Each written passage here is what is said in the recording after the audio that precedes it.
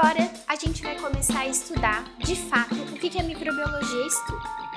Para a gente entender um pouquinho melhor da história da microbiologia, eu vou contar então como que a presença dos micro-organismos foi percebida ao longo da história. Então, desde muito tempo atrás, lá no tempo dos egípcios, antes de Cristo, se existia a necessidade, a crença de cultivar aqueles corpos, de cuidar os corpos, os cadáveres que estavam em falecimento, né? E para que eles fossem conservados. Essa percepção de que um corpo falecido ou um cadáver de animal, de humano, se deteriorava ao longo do tempo, já era uma percepção da antiguidade sobre a ação dos micro-organismos. Porque quem faz esse consumo da matéria orgânica são os micro-organismos. Mas eles não sabiam que essa ação era causada pelos micro-organismos, mas a presença dos micro-organismos já estava se mostrando, se fazendo presente naquele momento da história. Depois disso, a gente também consegue já ver nas escrituras antigas da Bíblia e tudo mais, que existia uma doença muito séria que com certeza todos vocês já ouviram falar, que é a lepra. A lepra é uma doença causada por um micro-organismo, que é uma bactéria que a gente vai estudar aqui nesse curso mais pra frente, e ela era relatada na literatura da Bíblia como uma doença que consumia a pele das pessoas que tinham aquela doença. E já se sabia desde aquela época que essa situação, ela era contagiosa. Então, já se sabia que os micro-organismos poderiam deteriorar a matéria orgânica, já se sabia que os micro-organismos poderiam causar doenças e doenças contagiosas. Só que tudo isso sem saber que os causadores dessas situações que eu coloquei para vocês são de fato os micro-organismos. Um tempo depois, já na época dos gregos, já se existia alguns estudiosos, estudiosos mais interessados mesmo nesse processo de saúde e doença, já conseguiram descobrir que quando se colocava um paciente que teve uma determinada doença em contato com outro paciente que não teve a doença, esses contatos entre ter e não ter a doença poderiam ser benéficos para quem estava tentando evitar o contágio. Então, veja só. Quando um paciente, por exemplo, uma pessoa que já pegou sarampo, vamos supor, né, que é uma doença viral.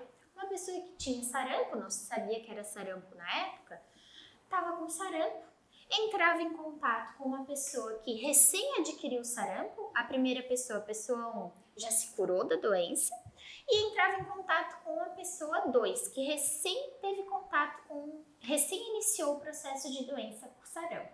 Ela não pegava a doença.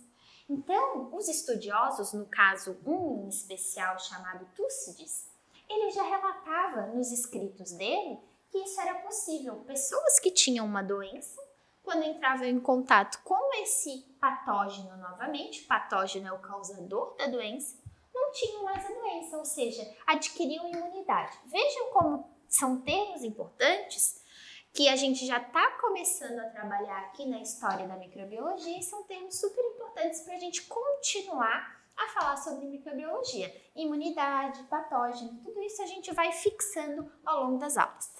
Uma outra história que a gente acaba não pensando muito é na parte oriental. Na China, se sabia, as mulheres elas usavam aqueles sapatos bem pequenininhos que deixavam o pé, era charmoso, era um ato de cuidado da mulher, usar esses sapatos que acabam reduzindo a estrutura óssea do pé, né? Porque são sapatos muito pequenininhos. Esses sapatos, por eles constringirem demais o pé, eles causavam muitas doenças bacterianas, né? Então causava lesão, a lesão podia infeccionar, enfim, era um processo bastante custoso para a mulher, mas que tinha a ver com a beleza, o processo de beleza das mulheres orientais, principalmente as geishas. O que as mulheres descobriram? Olha só como a microbiologia estava envolvida ali no meio sem nem se saber o que era micro-organismo. As mulheres sabiam que se elas utilizassem sapatos que tinham uma camada de bolor ou de fungos, né, qualquer outro fungo, mas de bolor principalmente, que são os fungos do meio ambiente, o fungo impedia que elas tivessem infecções bacterianas no pé. Então, veja só, como que isso acontece? Como que elas chegaram a essa informação? Na verdade, o que acontece é que a bactéria competirá com o fungo por aquele espaço, dentro a microbiota ali do pé. E aí o fungo causa uma doença ou causa uma lesão muito menos severa do que a lesão bacteriana. E aí elas conseguiam controlar a infecção bacteriana com o fungo que vinha do sapato. Os romanos, eles também tinham essas sacadas geniais acerca dos micro-organismos. Então, eles começaram a perceber que talvez todos esses processos de saúde e doença deveriam ser causados por alguma coisa que não era possível enxergar ali no ambiente normal, enxergar no mundo. E foram eles os primeiros a suspeitarem que pequenos organismos poderiam causar essas doenças.